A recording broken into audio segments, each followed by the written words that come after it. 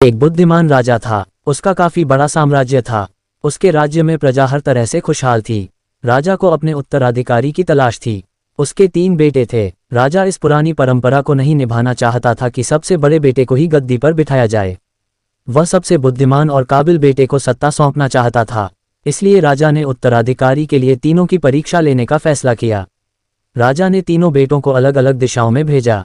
उसने हर बेटे को सोने का एक एक सिक्का देते हुए कहा कि वे इसे ऐसी चीज खरीदें जो पुराने महल को भर दे। पहले बेटे ने सोचा कि पिता तो सठिया चुके हैं, इस थोड़े से पैसे से इस महल को किसी चीज से कैसे भरा जा सकता है। इसलिए वह एक मैखाने में गया, शराब पी और सारा पैसा खर्च डाला। राजा के दूसरे बेटे ने इससे भी आगे सोचा। वह इस नतीजे पर पहुंचा कि शहर में सबसे सस्ता तो कूड़ा कचरा ही है। इसलिए उसने महल को कचरे से भर दिया।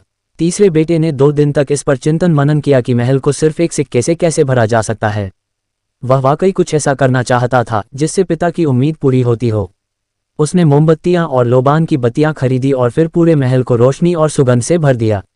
इस तीसरे बेटे की बुद्धिमानी से खुश होकर राजा ने उसे अपना उत्तराधिकारी बनाया।